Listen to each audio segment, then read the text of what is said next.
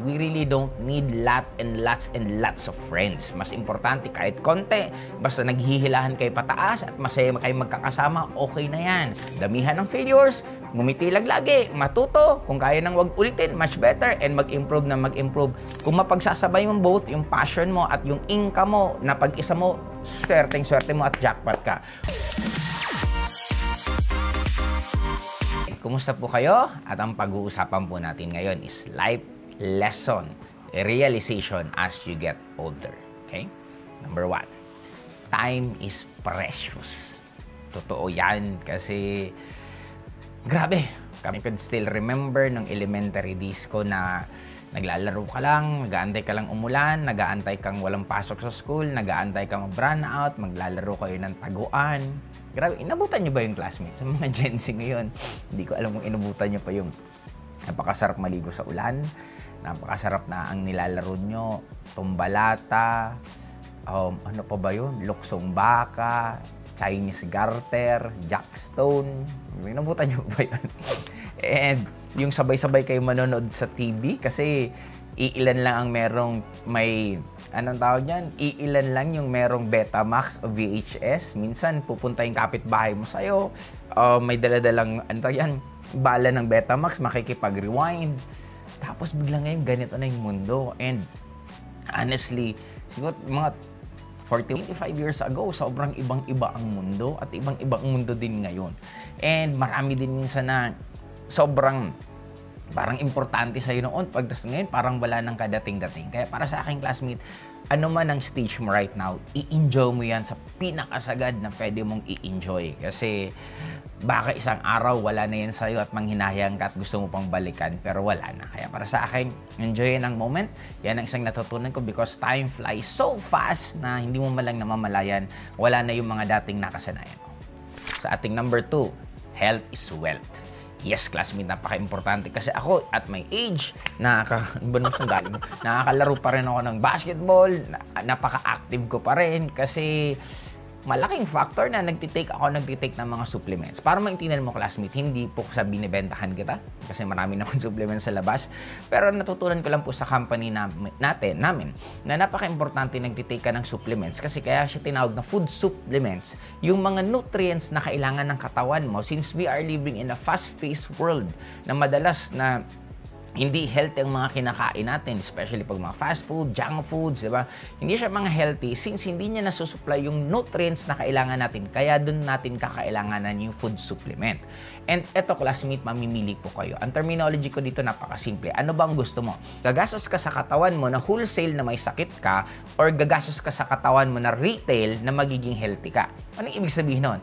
One way or another, classmate, pag hindi mo inalagaan ng sarili mo, pag edad mo ng mga 60, 70, tambak na po ang sakit mo. At ang pinaka-worst yan, kung kailangan mo ng operation, so on and so forth, gagastos ka pa rin ng milyon para sa health mo. In short, gumastos ka pa rin. Yung sinasabi ko naman retail na healthy ka, ba't hindi na lang ngayon mag-take ka na ng mga supplements na kailangan ng katawan mo? Para habang nagtitake ka, pagtanda mo, hindi ka magkakaroon ng mga sakit. Kaya pili po kayo dyan sa dalawa. Kaya para sa akin, napaka-importante, mag-exercise, magkaroon ng detox sa lahat, mag-detox ng social media, detox muna ng mga information sa daming na re-receive natin, mag-detox sa mga unhealthy pagkain, diba? I-detox natin katawan natin kasi kailangan niya rin pong magpahinga. Kaya napaka-importante, alagaan pa rin ang sarili. Number 3, quality relationship.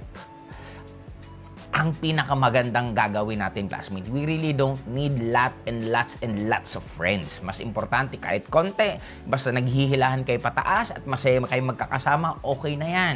Kesa naman na parang ang dami-dami mong pinupunta na circle since hindi naman kayo close, minsan hindi pa magandang napag-uusapan. Kaya para sa akin, classmate, quality is the best rather than quantity of friends. Number 4, embrace change.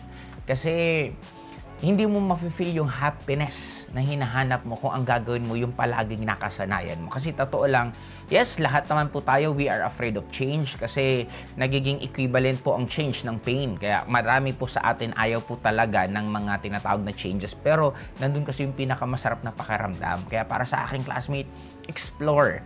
Matuto ka mag-experience sa mga bagay na hindi mo pa nararanasan, kumain sa mga hindi mo pa nakakainan, pumunta sa mga lugar na hindi mo pa napupuntahan, mag-try. Di ba tayo pwedeng gawin? Mag-shooting ka, mag-ice mag-ice skating ka, mag-hiking ka, mag-swimming ka, di ba? Mag-solo ka kahit saan mo gusto. Manood ka ng sining solo, kumain kang mag-isa, di ba? I-try mo lahat. You'll never know. Sabi nga nila, paano malalaman ng isang bagay kung masarap at para sa'yo kung hindi mo susubukan. Kaya don't be afraid to try new things kasi minsan nandun nakatago yung pinaka hinahanap mong kilig at happiness sa sarili. Number 5, failure is the best teacher. Kaya classmate, habang nag-fail ka, ngiti lang. Kasi nandun naman talaga lahat ng life lessons na kailangan natin para mas magkaroon tayo ng next level or step up sa buhay natin.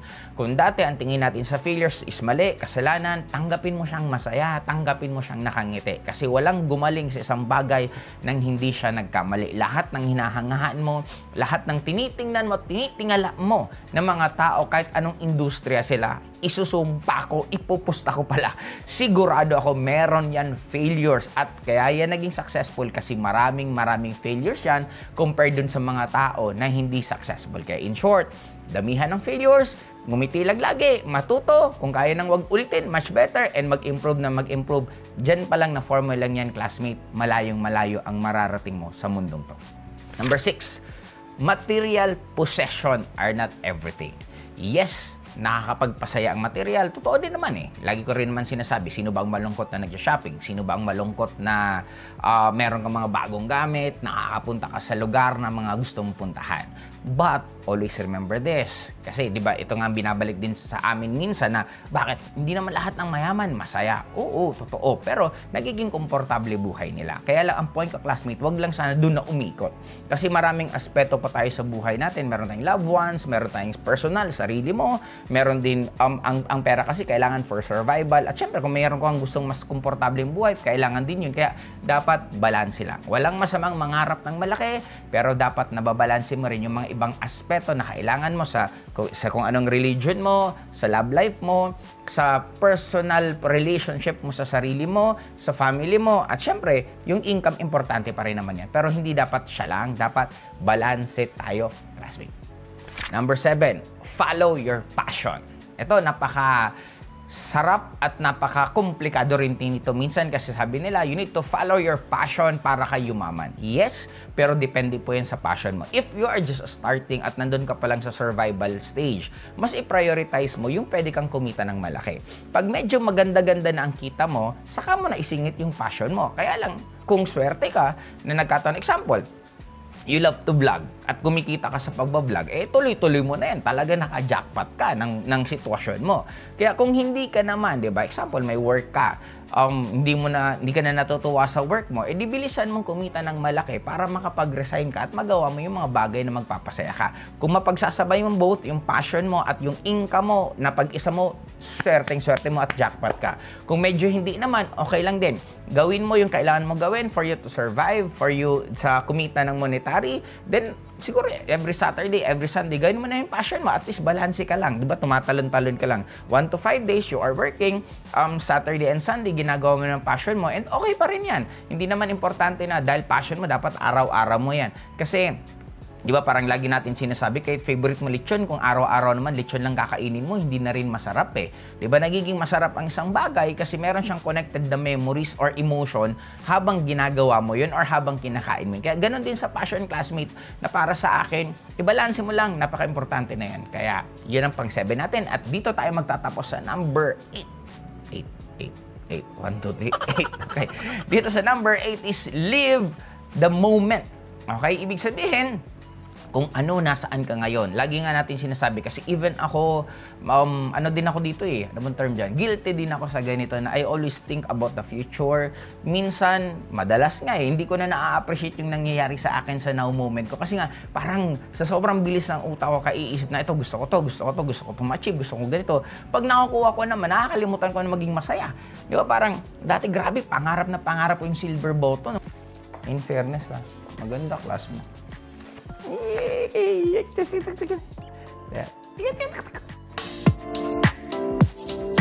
Wow!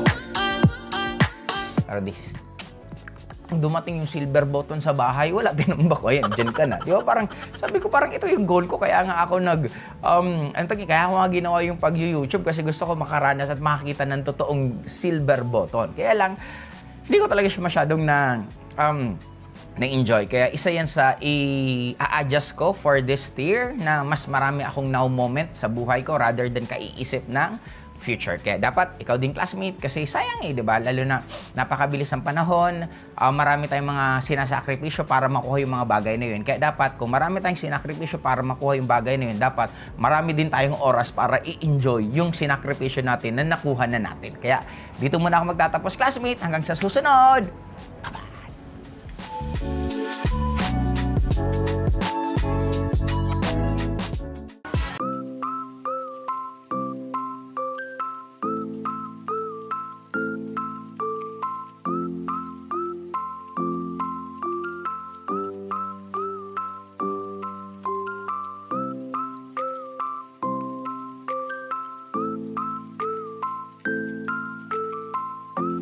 You should have an idea. You know, 10 minutes.